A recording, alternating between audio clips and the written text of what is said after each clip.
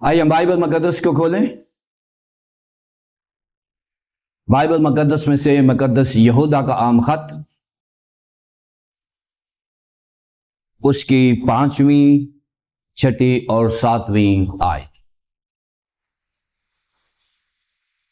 مقدس یہودا کا عام خط، اس کی 5ویں، 6 اور 7ویں آیت۔ بائبل مقدس میں یوں لکھا ہے، بس اگرچہ تم سب باتیں ایک بار جان چکے ہو تو بھی یہ بات تمہیں یاد دلانا چاہتا ہوں کہ خداوند نے ایک امت کو ملک مصر میں سے چھڑانے کے بعد انہیں ہلاک کیا جو ایمان نہ لائے، اور جن فرشتوں نے اپنی حکومت کو قائم نہ رکھا بلکہ اپنے خاص مقام کو چھوڑ دیا، ان کو اس نے دائمی قید میں تاریکی کے اندر روز عظیم کی عدالت تک رکھا ہے۔ اسی طرح سدوم اور عمورہ اور ان کے آس پاس کے شہر جو ان طرح کی حرام کاری میں پڑ گئے اور غیر جسم کی طرف راغب ہوئے، ہمیشہ کی آگ کی سزا میں گرفتار ہو کر جائے عبرت ٹھہرے۔ کلام مقدس کے پڑھے اور سنے جانے پر خدا ان کی برکت ہو، آمین۔ یہودا کے عام خط کے تفسیری مطالعہ کے سلسلے میں آج ہمارا تیسرا لیسن ہے، یعنی سبق نمبر 3۔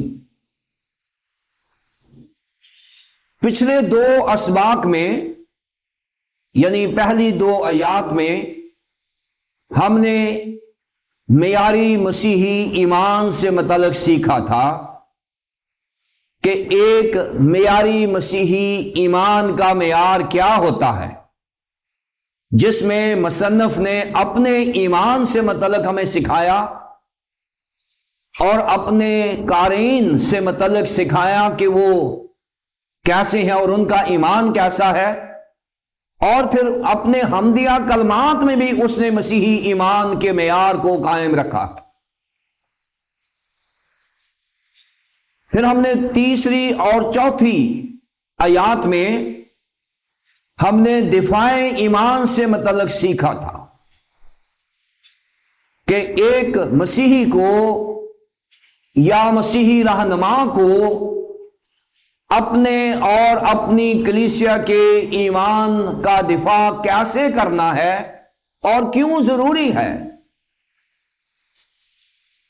اور آج ہم 5ویں، 6 اور 7ویں آیات میں مطالعہ کریں گے کہ مسیحی ایمان سے متعلق انتباہ کیا ہوتا ہے، یعنی ان آیات کا جو مضمون ہوگا، بڑا مضمون ہوگا، وہ ہوگا انتباہ ایمان۔ پہلی 2 آیات کا مضمون تھا معیار ایمان، یعنی ایمان کا معیار۔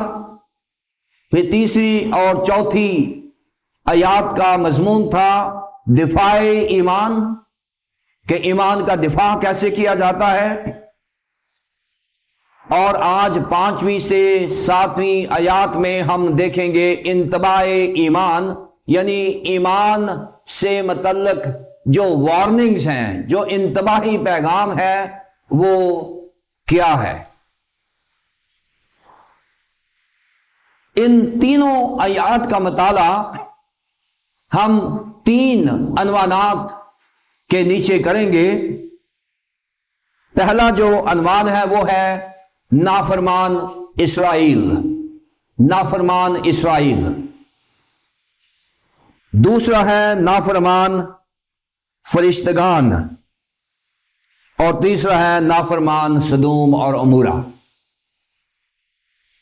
سو یہ 3 عنوانات ہیں جن کو آج ہم دیکھیں گے۔ آئیے ہم 5ویں آیت میں دیکھیں کیا لکھا ہے اور کس طرح سے مقدس یہودا جو ہے وہ انتباہ ایمان کی بات کرتا ہے۔ بس اگرچہ تم سب باتیں ایک بار جان چکے ہو۔ بس، اور میں نے کئی دفعہ بتایا ہے کہ پس کے ساتھ جب کوئی فقرہ یا کوئی پہرا شروع ہوتا ہے تو یہ ریزلٹنٹ کنجنکشن ہوتا ہے، یعنی ایسا حرف عطف جو کسی نتیجے کو سامنے لے کر آئے۔ اور پہلی 4 آیات میں معیار ایمان اور دفاع ایمان سے متعلق بحث کرتے ہوئے اس نے اب ایک نتیجہ نکالا ہے کہ جو معیار ایمان کا ایک ایماندار کا ہونا چاہیے وہ کیسا ہے، اور اس کا دفاع ہم نے کیسا کرنا ہے، اور اگر ہم اس معیار کو چھوڑ دیں گے، اس معیار سے گر جائیں گے، تو پھر یہ انتباہی پیغام ہے، وارننگ ہے، خطرات ہیں جن سے متعلق اس نے بتایا ہے کہ اگر ہم اس معیار کو قائم نہیں رکھیں گے تو ہمارا حال بھی ایسا ہی ہوگا جو بائبل مقدس میں سے مثالیں دے کر ہمیں سکھایا گیا ہے۔ بس ہم کیا کریں، نتیجہ کیا ہے؟ اگرچہ تم سب باتیں ایک بار جان چکے ہو، اس فکرے سے مقدس یہودا ایک بات کی تصدیق کر رہے ہیں کہ جب مقدس یہودا اس خط کی تصنیف کر رہے تھے، اس کو لکھا جا رہا تھا، تو مقدس یہودا کے وقت میں مسیحی ایمان کا پرچار اس حد تک ہو چکا تھا کہ ایماندار ارکان ایمان سے بخوبی واقف تھے، اور وہ یہ بھی جانتے تھے کہ ان کا تصور نجات کیا ہے، کہ وہ ایمان کے وسیلہ فضل ہی سے نجات حاصل کر چکے ہیں۔ یہ ساری چیزیں ان کو علم ہے۔ مقدس یہودا یہاں بتانا چاہتے ہیں کہ تم یہ سب باتیں جان چکے ہو، تم جان چکے ہو کہ خداوند یسوع مسیح ہی دنیا کا نجات دہندہ ہے، تم یہ جان چکے ہو کہ خداوند یسوع مسیح کے مار کھانے سے ہم نے شفا پائی ہے، تم جان چکے ہو کہ اس کی مصلوبیت کے وسیلے سے تم نے گناہوں سے معافی اور چھٹکارا حاصل کیا ہے، تم جان چکے ہو کہ اس کے زندہ ہونے سے ہم دوبارہ سے مسیح ایمان میں مستحکم اور مضبوط ہو چکے ہیں۔ یہ سب کچھ تم جان چکے ہو، اور یہاں پر یہ بھی بتایا گیا ہے کہ اس ایمان کے لیے جافشانی کرو جو مقدسوں کو ایک ہی بار سونپا گیا ہے۔ یعنی مقدس یہودا جو ہے وہ ایمان کو روحانی کرنسی گردانتے ہوئے یا اسپرچل پاسپورٹ گردانتے ہوئے وہ آج ہمیں انتباہ کرنا چاہتا ہے کہ تم ایمان سے متعلق اور نجات کے حصول سے متعلق بے خبر نہیں ہو۔ تمہیں علم ہو چکا ہے کہ ایمان کے وسیلے سے خدا کے فضل سے ہی نجات ہمیں ملتی ہے، تم یہ واقف ہو، تم رسولوں کی تعلیم سے واقف ہو، تم اناجیل کے بیانات سے واقف ہو، تمہیں علم ہے، اور اس کے باوجود کہ تم جانتے ہو پھر بھی میں تمہیں یہ بات یاد دلانا چاہتا ہوں۔ اب یہاں پر ایک معیار مقرر ہو گیا ہے کہ مسیحی رہنما کی ذمہ داری کیا ہے کہ چاہے مسیحی ایمان میں لوگ زندگی بسر کر رہے ہیں، چاہے لوگ اپنے مسیحی ایمان کو ایکسرسائز کر رہے ہیں، پھر بھی بار بار ان کو یاد دلانا مسیحی رہنماؤں کی ذمہ داری ہے۔ ابھی پادری صاحب کہہ رہے ہیں کہ میں نے اپنے ہمسائے طالب علم کو کہا کہ آپ اپنی ڈائری پہ لکھیں، وہ کہتا جی نہیں مجھے نہیں ضرورت۔ کیوں نہیں ضرورت؟ یہاں مقدس یہودا یہ کہہ رہے ہیں کہ تم جان چکے ہو پھر بھی میں یاد دلانا چاہتا ہوں، کیونکہ یاد دلانے سے کیا ہوتا ہے کہ ہم اپنے ڈگر پہ رہتے ہیں، ہم اپنے راستے سے بھٹکتے نہیں ہیں۔ چیزوں کو یاد دلاتے رہنا ایماندار رہنماؤں کی، مسیحی مذہبی رہنماؤں کی ذمہ داری ہے کہ وہ کلیسیا کو ایمان سے متعلق اور نجات سے متعلق تعلیم دیتے رہیں۔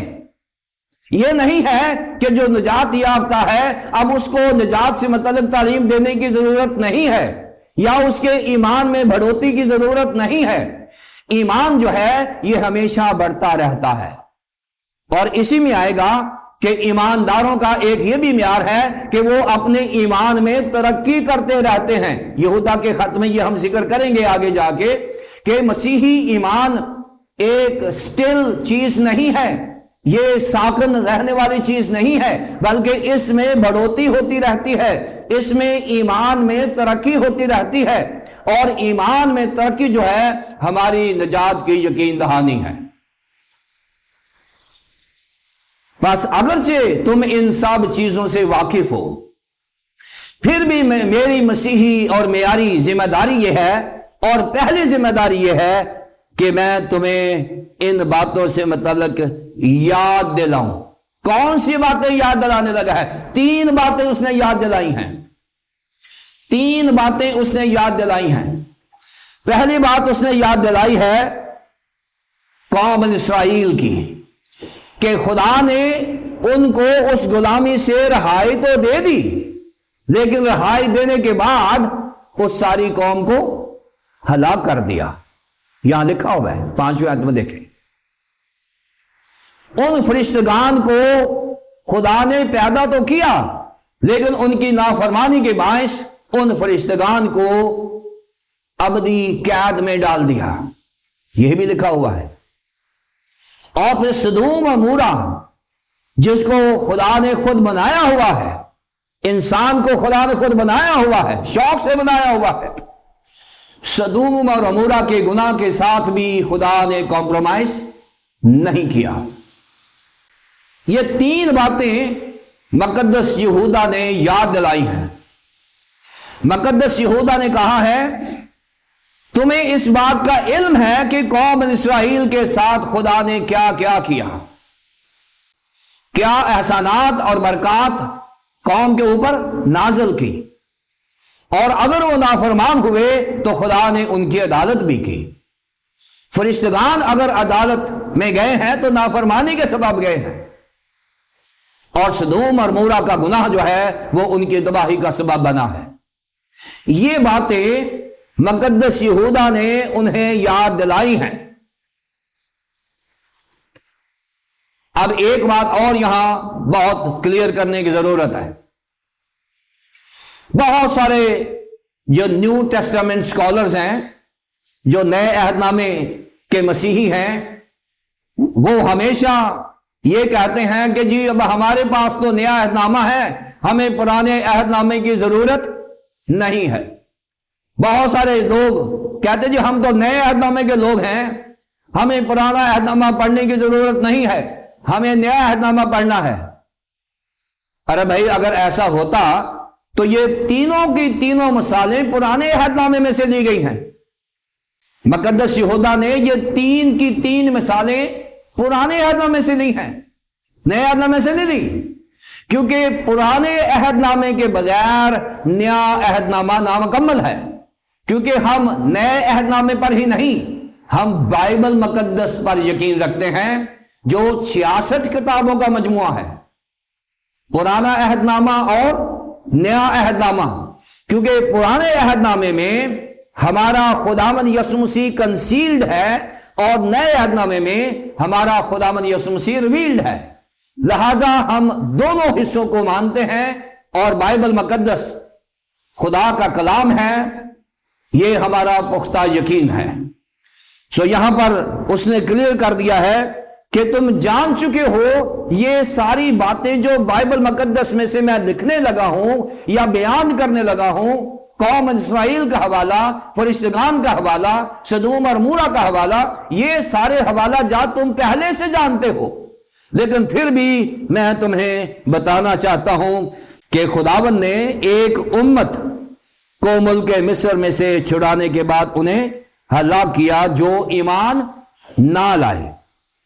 ہمارا پہلا نقطہ ہے نافرمان اسرائیل۔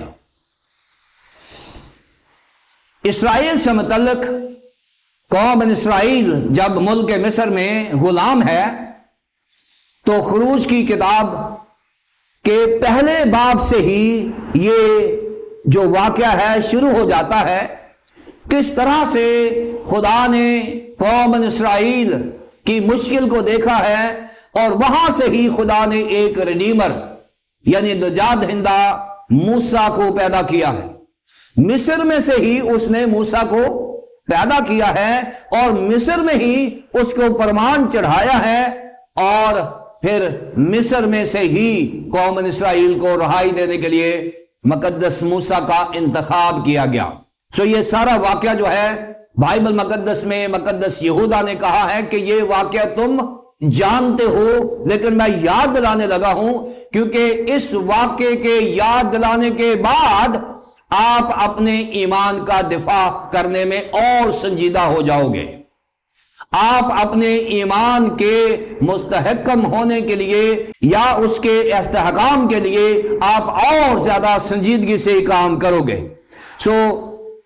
اگر آپ دیکھیں کہ کس طرح سے خدا نے قوم اسرائیل پر برکات نچھاور کی ہیں، 10 مصیبتوں میں سے قوم اسرائیل کو نکالا ہے اور مصر کے بادشاہ فرعون کو کس طرح سے شکست دی ہے، اور خدا نے معجزانہ طریقے سے قوم اسرائیل کو ملک مصر سے نکال لیا ہے، راستے کی تمام ضروریات کا خیال رکھا ہے، کھانا نہیں ہے تو کھانا دیا ہے، پینا نہیں ہے تو پانی دیا ہے، پھر بھی قوم اسرائیل نے سنجیدگی سے خدا کی خداوندیت کو اور اس کی الوہیت کو نہیں پہچانا، اور یہ المیہ ہے ایمانداروں کا۔ ہم بھی بعض اوقات قوم اسرائیل کی طرح جو مصر سے نکالی گئی اور ملک معاہدہ تک پہنچانے کا وعدہ کیا، ہم برکات حاصل کرتے رہتے ہیں لیکن ہم اس کے احسانات کا شکریہ ادا نہیں کرتے، بلکہ بڑبڑاتے ہیں اور ہمیشہ خدا کی اور اس کے لوگوں کی شکایت کرتے رہتے ہیں۔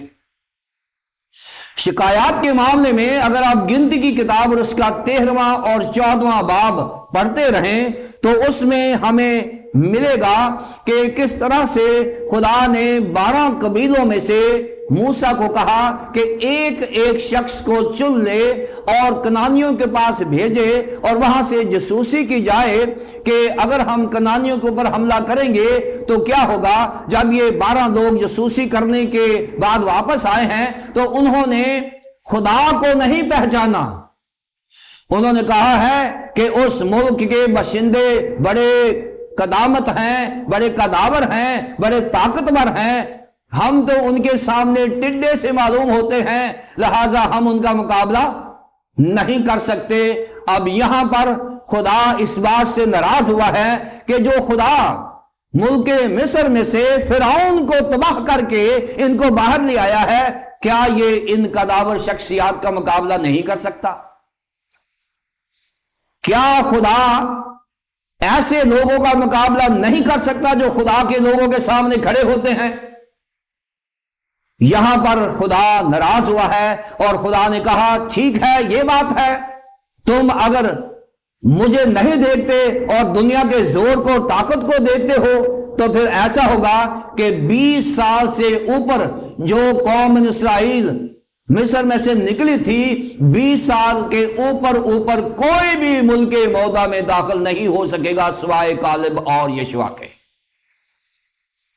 سوائے کالب اور یشوع کے، اور نہیں ہوا، اس لیے کہ ہم دنیاوی مسائل کو دیکھتے ہیں، دنیاوی پریشانیوں کو دیکھتے ہیں، بڑے بڑے فرعون کو دیکھتے ہیں، لیکن ہم نے کبھی اپنے خدا کی خدائیت کو نہیں دیکھا، اس کے زور اور اس کی الوہیت کو نہیں دیکھا۔ جب ہمارا فوکس بدل جاتا ہے تو پترس پانی میں ڈوبنا شروع ہو جاتا ہے، جب تک وہ یسوع مسیح کو دیکھتا رہا وہ پانی پر چلتا رہا، لیکن جیسے اس کا فوکس پانی کی طرف گیا کہ میں پانی پر چل رہا ہوں، وہ ڈوبنا شروع ہو گیا۔ یہاں اسرائیلیوں نے بھی یہی کیا ہے، ان کا فوکس قداور شخصیات کی طرف ہے یا فرعون کی طرف ہے، لیکن خدا سے متعلق ان کا علم ہوتے ہوئے بھی یہ بھول چکے ہیں، اور مقدس یہودا یہ کہتے ہیں تم بھول چکے ہو۔ میں یاد دلانا چاہتا ہوں کہ قوم اسرائیل نے ایسا کیا اور اس کو سزا ملی۔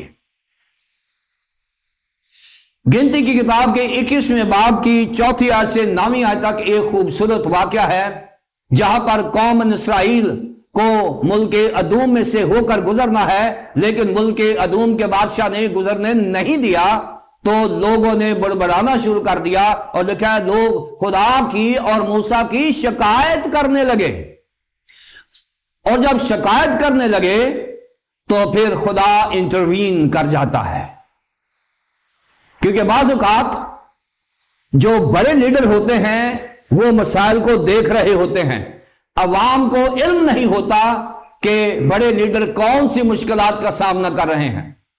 اب موسیٰ جو ہے وہ ادوم کے بادشاہ کے ساتھ گفتگو میں ہے، نیگوشیشن میں ہے، اور وہ کہتا ہے اگر آپ میرے ملک میں سے گزرو گے تو میں لڑائی کروں گا، جنگ و جدل ہوگا، لہٰذا میں آپ کو گزرنے نہیں دوں گا۔ اور موسیٰ نے اناؤنسمنٹ کر دی کہ ہم بحر کلزم سے اوپر ہو کر آئیں گے، اور لوگوں نے کہا کہ وہ بہت لمبا سفر ہے، ہم نہیں جائیں گے۔ اب لیڈر جانتا ہے کہ اگر میں زبردستی ادوم میں سے گزروں گا تو جنگ و جدل ہوگا، خون خرابہ ہوگا، لہذا ضروری ہے کہ ہم خون خرابہ اوائڈ کر کے ایک لمبا سفر لے لیں۔ بڑے لیڈر کی ذمہ داری لوگوں کو بچانا ہوتا ہے، مروانا نہیں ہوتا۔ اور یہاں موسیٰ نے لوگوں کو بچانے کے لیے مشکل فیصلہ کیا ہے، اور موسیٰ نے ملک ادوم میں سے گزرنے کا فیصلہ ترک کر دیا ہے۔ کیوں؟ کیونکہ وہاں لڑائی کا خطرہ ہے۔ یہاں ایک بات بہت کلیئر ہے کہ جو مین لیڈر ہوتا ہے اس کے ذہن میں کیا چل رہا ہے، ضروری نہیں ہے کہ وہ ہر بات بتائی جائے، لیکن اس کے فیصلوں کا جو سینیریو ہوتا ہے وہ ایک براڈر پرسپیکٹو ہوتا ہے، وہ ایک وسیع اور عریض جو نقطہ ہے اس کو ڈیل کر رہا ہوتا ہے، جو لوگوں کو نہیں پتا ہوتا۔ اس لیے بعض اوقات جب لیڈر یہ کہتا ہے کہ یہ فیصلہ کر لیا ہے میں نے، تو اس کا مطلب یہ ہے کہ شاید عوام کو پتا نہیں ہے کہ بڑے لیڈر کے ذہن میں کیا چل رہا ہے۔ مقدس موسیٰ کے ذہن میں چیز کیا چل رہی ہے کہ اگر میں ادوم میں سے گزروں گا تو جنگ و جدل ہوگا، خون خرابہ ہوگا۔ یہ بات وہ عوام کو نہیں بتا رہا، عوام صرف اس لیے ناراض ہے کہ ہمارا سفر لمبا ہو گیا ہے، لیکن بڑے لیڈر کی ذمہ داری ہے کہ وہ اپنے مشن میں کامیابی کے لیے ہر اس خطرے سے اوائڈ کرے جو اس کی راہ میں حائل ہو سکتا ہے۔ یہاں پر مقدس موسیٰ نے وہی کیا جو خدا نے اسے کہا، یا جو اس کی دانست میں بہتر تھا روحانی طور پر۔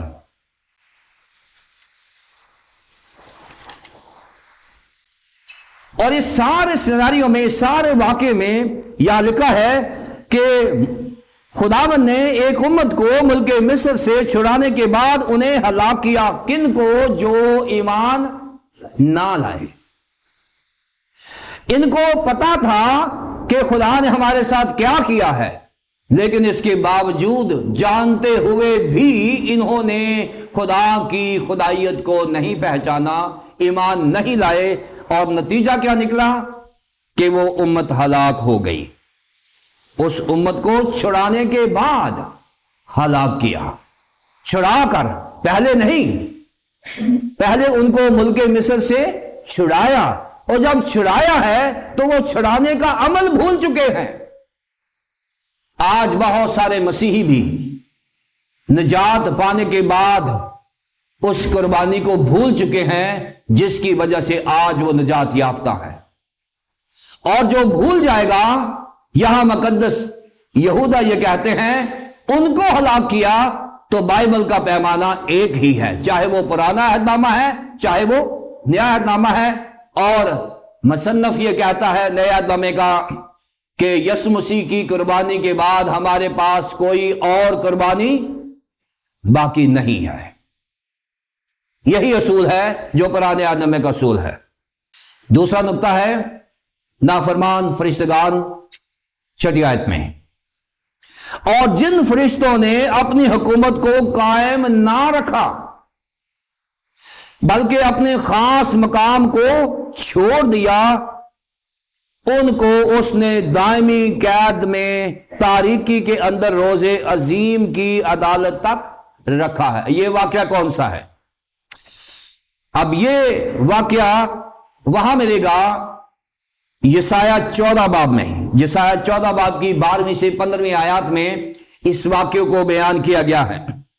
یہ کیا ہے؟ پہلی بات جو فرشتگان سے متعلق بتائی گئی ہے عبرانیوں کے مصنف نے پہلے باب کی 14ویں آیت میں، وہ یہ ہے کہ ان کی تخلیق کا مقصد جو ہے وہ خدمت گزار روحیں ہیں جو خدا کے حکم سے ایمانداروں کی دیکھ بھال کرتی ہیں، ایمانداروں کی خدمت کرتی ہیں۔ یہ خدا کے معاونین ہیں جو خدا کے حکم سے، فرشتے ہمارے حکم کے تابع نہیں ہیں، فرشتے جو ہیں خدا کے حکم کے تابع ہیں، خدمت ہماری ہی کرتے ہیں، انسان کی خدمت کے لیے بنائے گئے ہیں لیکن انسان کے حکم میں نہیں ہیں۔ فرشتوں کی خدمت لینے کے لیے بھی ہمیں خدا سے ہی رابطہ کرنا پڑے گا۔ اگر ہم خدا کے ساتھ ٹھیک ہیں، اس کے بیٹے کے ساتھ ٹھیک ہیں، تو لکھا ہے کہ وہ اپنے فرشتوں کو ہماری خدمت کے لیے بھیجتا ہے۔ یہ ان کی خدمت ہے، یہ ان کی تخلیق کا سبب ہے۔ اب یہ اپنی تخلیق کے سبب کو اور اس ریزن کو بھول چکے ہیں، اور انہوں نے کیا کیا ہے کہ وہاں پر آسمان پر ہی لوسیفر فرشتے نے علم بغاوت بلند کر دیا ہے۔ لوسیفر نے، جسے آج ہم ابلیس اور شیطان اور بڑے سانپ کے نام سے جانتے ہیں، یہ لوسیفر فرشتہ ہے جو خدا کے پروٹوکول سے جیلس ہو گیا ہے، جو خدا کے روب اور دبدبے سے جیلس ہو گیا ہے۔ یہ روحانی دنیا کی بات کر رہا ہوں میں۔ اور وہاں ابلیس نے ایک سازش تیار کر لی ہے کہ میں بھی خدا ہوں، اور یسایہ 14 باب کی 12ویں سے 14ویں آیت میں اس کے خیالات کا ذکر کیا گیا ہے، اور وہاں پر بتایا تو کہتا تھا میں آسمانوں پر اپنا تخت بناؤں گا، میں ستاروں سے بھی اوپر چلا جاؤں گا۔ اور یہ جب ایسی سوچ ہوتی ہے تو بائبل کا اصول یہ ہے، روحانی اصول یہ ہے کہ خدا اپنے خلاف کسی کو خدا نہیں بننے دیتا۔ یہاں سے اصول بن گیا ہے کہ جو کوئی خدائیت کا دعویٰ کرتا ہے، چاہے وہ روحانی دنیا میں ہو چاہے وہ جسمانی دنیا میں ہو، خدا کبھی بھی اپنے مقابلے میں کسی کو خدا نہیں بننے دیتا۔ آسمان پر یہ واقعہ ہوا، اور خدا نے لوسیفر کو اور اس کے ساتھ 1/3 فرشتگان کو اس نافرمانی پر سزا دی اور انہیں زمین پر گرا دیا۔ اور یہاں لکھا ہوا ہے کہ جن فرشتوں نے اپنی حکومت کو، یہ حاکم تھے، ان کو حکومت دی گئی تھی، لیکن انہوں نے نافرمانی کے باعث اپنے اختیارات کو چھوڑنا پڑا۔ جب ہم نافرمان ہوتے ہیں تو خدا ہم سے ہمارے اختیارات اور حکومت چھین لیتا ہے۔ جب ہم خدا بن جاتے ہیں تو خدا ہمارے اختیارات کو اور حکومت کو چھین لیتا ہے۔ یہ آسمان کی بات کر رہا ہوں میں، ابلیس کی بات کر رہا ہوں۔ اور نہ صرف وہ اختیارات چھین لیتا ہے، یہ لکھا کہ بلکہ خاص مقام کو، جو اس کا مقام تھا، جو اس کو دیا ہوا تھا، جو اس کی اپوائنٹمنٹ تھی، جو اس کا آفس تھا، خدا نے اس کو اس کے آفس سے بھی علیحدہ کر دیا۔ یہ دوسرا ہے، اختیار بھی چھین لیا، اس کو کہا کہ اب تیرا یہ دفتر نہیں ہے، تو یہاں نہیں بیٹھے گا، تو اب زمین پر جائے گا، وہاں نہیں گے گا، کیونکہ تو آسمانی مقام سے گرا دیا گیا ہے۔ اور صرف یہی نہیں، اختیار بھی گیا، مقام بھی گیا، اور اس کے بعد یہ لکھا ہوا ہے کہ دائمی قید میں، جیل میں ڈال دیا۔ जेल में डाल दिया और रोजे अजीम की अदालत तक, जब तक खुदावंद यीशु मसीह वापस ना आए, उनको फरिश्तगान को बंद कर दिया गया। अब ये आसमान पर फैसला हुआ है। क्यों हुआ है? फरिश्तगान ने खुदा की खुदाइयत का इनकार कर दिया और लूसीफर ने अपने फरिश्तगान के साथ खुदाइयत का ऐलान कर दिया। खुदा की खुदाइयत का इनकार और अपनी खुदाइयत का इकरार कर दिया, और खुदा ने 3 सजाएं दे दी। पहली सजा उसका इख्तियार छीन लिया, दूसरी सजा उसका ऑफिस छीन लिया, तीसरी सजा उसको जेल में डाल दिया। अब यही असूल इस दुनिया के ऊपर अप्लाई होता है, और यह पैगाम मुकद्दस यहूदा का पूरी दुनिया के लिए है। आज जब हम बड़े लोग बन जाते हैं, जब हमारे पास इख्तियारात आ जाते हैं और हमारा बड़ा सारा दफ्तर हो जाता है, तो फिर हमें खुदा के लोग नजर नहीं आते हैं। हम खुदा के लोगों पर जुल्म करते हैं। इख्तियार खुदा ने दिया और अब खुद खुदा बन बैठे, और जमीन पर बहुत सारी सैकड़ों हजारों लाखों मिसालें ऐसी हैं पूरी दुनिया में कि जिसने जमीन पर खुदा बनने की कोशिश की और खुदा के लोगों को तंग किया, तो फिर पहले उसका इख्तियार छीना गया, बाद में उसका दफ्तर छीना गया, और बाद में उसको जेल में डाल दिया गया। और यही 3 जो है सजाएं दुनिया में भी नजर आ रही हैं। जिन्होंने अपने आप को खुदा बनाया और खुदा के लोगों को तंग किया, खुदा ने वही सजाएं दी जो आसमान पर फरिश्तगान को दी, इसलिए कि उन्होंने खुदा बनने की कोशिश की और खुदा के लोगों को तंग किया। खुदा ने कहा है, मेरे लोग मेरी आंख की पुतली की मानत है। सो खुदा आज भी वही फैसले करता है जो आसमान पर होते हैं, और जमीन पर हमें ये फैसले नजर आए हैं और आते रहेंगे। अगर कोई खुदा बनता रहेगा तो बाइबल मुकद्दस हमें इस बात की तसल्ली देती है कि खुदा मुनसिफ है, आदल है, वो इंसाफ करने वाला खुदा है। जिस तरह खुदा ने फरिश्तों से इख्तियार छीन लिया, मकाम छीन लिया, जेल में डाल दिया, और फिर रोजे अजीम तक उन्हें वहां रखा। तीसरा नुक्ता है सदूम और मूरा, नाफरमान सदूम और मूरा। इसी तरह सदूम और मूरा और उनके आस पास के शहर जो इनकी तरह हरामकारी में पड़ गए और गैर जिस्म की तरफ रागिब हुए, हमेशा की आग की सजा में गिरफ्तार होकर जाए इबरत ठहरे। नाफरमान सदूम और मूरा। इसी तरह, किस तरह? जैसे खुदा ने कौम इस्राइल के गुनाहों की सजा दी, जैसे खुदा ने फरिश्तगान की नाफरमानी की सजा दी, बिल्कुल उसी असूल के ऊपर सदूम और अमूरा को भी हैंडल किया गया। सदूम और अमूरा एक ऐसे गुनाह में पड़ गया जो आज भी दुनिया में आम होता जा रहा है, और खुदा को यह गुनाह पसंद नहीं है। खुदा को कोई भी गुनाह पसंद नहीं है, क्योंकि खुदा की आंख बदी को नहीं देख सकती। सो खुदा ने सदोम और अमूरा को वही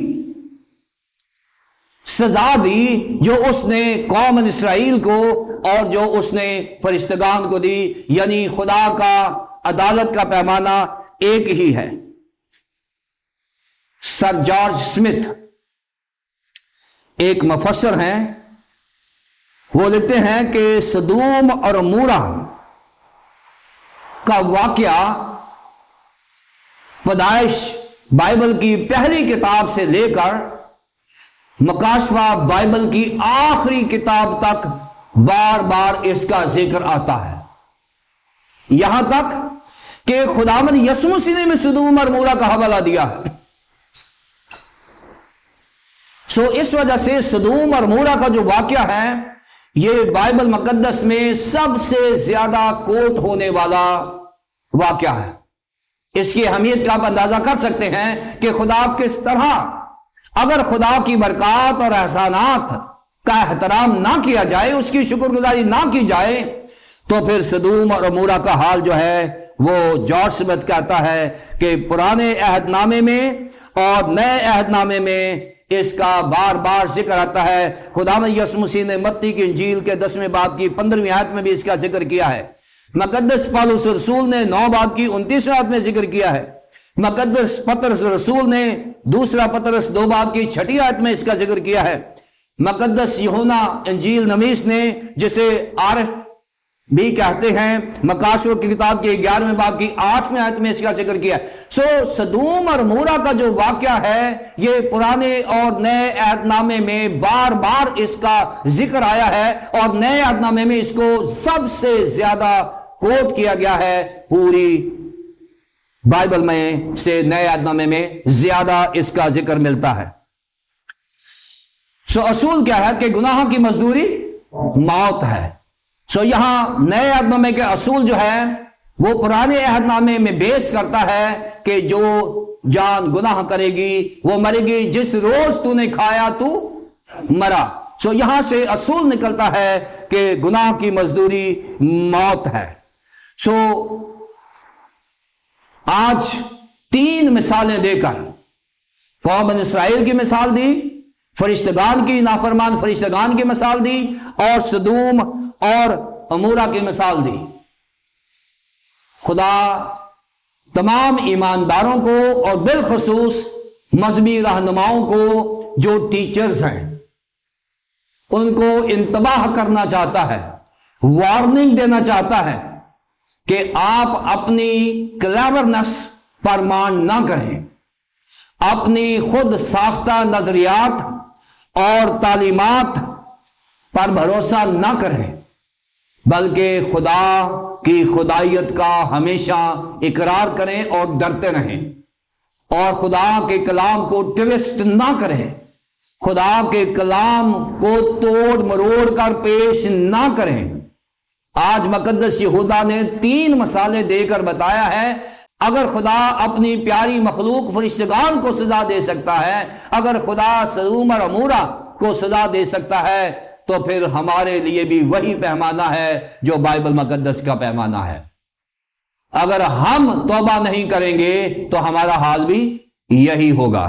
ہمیں جو مذہبی رہنما ہیں اور تمام ایماندار ہیں، مقدس یوحنا انتباہی پیغام ہمیں دے رہا ہے کہ ہم اپنے ایمان کے پرچار کے لیے، اس کے دفاع کے لیے اس انتباہی پیغام کو سنجیدہ لیں، تاکہ ہم اپنے اس ایمان سے متزلزل نہ ہو جائے جو ہمیں ایک ہی بار سونپا گیا ہے، اور اپنے ایمان پر کھڑے رہیں اور کلام خدا اور خدا پر ایمان کو اپنا سنہری اصول بنائیں، اور اسی کو اپنی زندگی، روحانی زندگی کا اوڑھنا بچھونا بنائیں۔ پھر ہی ہم خدا کے معیار پر پورے اتر سکتے ہیں۔ خدا باپ، خدا بیٹے، خدا پاک روح کے نام سے آمین۔